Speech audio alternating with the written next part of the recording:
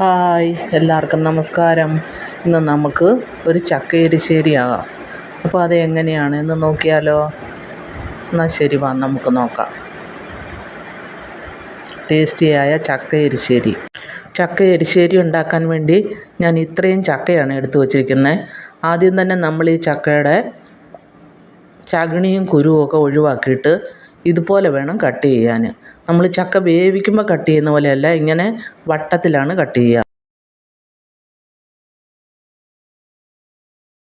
ചക്ക മുഴുവനും നമുക്കിതുപോലെ കട്ട് ചെയ്തെടുക്കാം.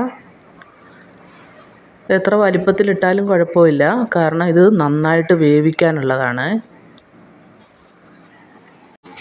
ചക്ക മുഴുവനും ഇതുപോലെ കട്ട് ചെയ്തെടുത്തിട്ടുണ്ട്. ഇനി ഇത് നമുക്കൊരു കുക്കറിലേക്ക് ഇട്ട് കൊടുക്കാം. കട്ട് ചെയ്ത മുഴുവൻ ചക്കയും ഇട്ട് കൊടുക്കാം. 1/2 ടീസ്പൂണ് മഞ്ഞൾപ്പൊടി, കാശ്മീരി മുളക് പൊടി 1 ടീസ്പൂണ്, 1 ടീസ്പൂൺ ഉപ്പ്,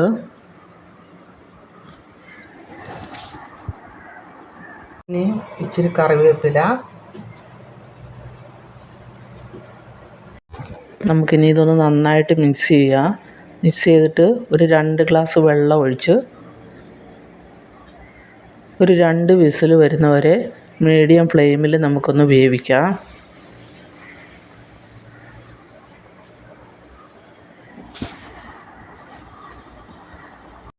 ഇച്ചിരി തേങ്ങയാണ് അരയ്ക്കാൻ എടുത്ത് വച്ചിരിക്കുന്നത്. അതിലേക്ക് ചെറിയ ജീരകം 1/2 ടീസ്പൂൺ ഇട്ട് കൊടുക്കുക. ചതയല്ല, ഒരു വിധം ഒന്ന് അരയണം.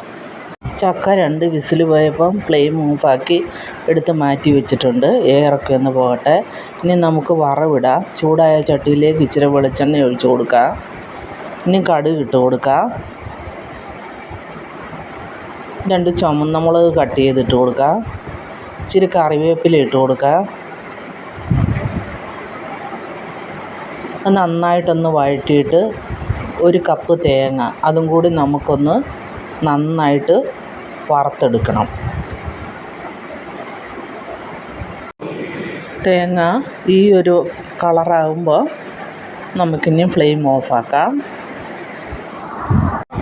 ചക്കയൊക്കെ വെന്ത് എയറൊക്കെ നന്നായിട്ട് പോയിട്ടുണ്ട്. ഇനി നമുക്കൊന്ന് കുക്കർ തുറന്ന് വെക്കാം. നന്നായിട്ട് വെന്തിട്ടുണ്ട്.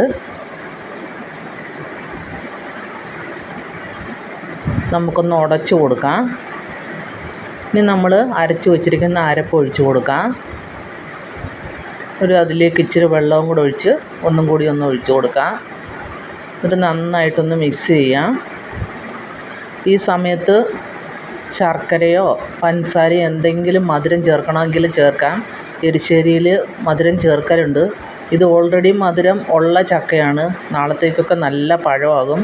അപ്പം ഞാൻ മധുരം അതുകൊണ്ടാണ് ചേർക്കാത്തത്. ചക്ക നന്നായിട്ട് തിളച്ചിട്ടുണ്ട്.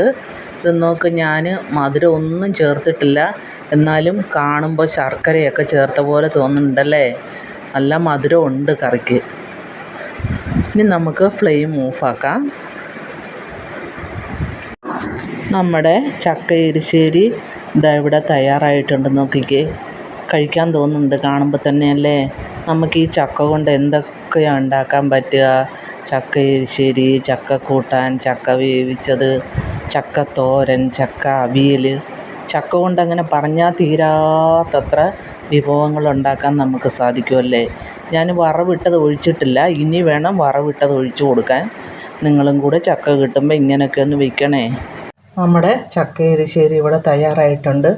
നിങ്ങളും കൂടെ ചക്ക കിട്ടുമ്പോൾ ഇങ്ങനൊരു എരിശ്ശേരിയൊക്കെ തയ്യാറാക്കണം. ഞാൻ മധുരം ചേർത്തിട്ടില്ല. നിങ്ങൾക്ക് മധുരം താല്പര്യം ഉണ്ടെങ്കിൽ ശർക്കരയോ പഞ്ചസാരയോ എന്ത് വേണമെങ്കിലും ചേർക്കാം. ഈ വീഡിയോ നിങ്ങൾക്ക് ഇഷ്ടമായെങ്കിൽ ലൈക്ക് ചെയ്യാനും ഷെയർ ചെയ്യാനും സബ്സ്ക്രൈബ് ചെയ്യാനും മറക്കരുതേ. Thank you.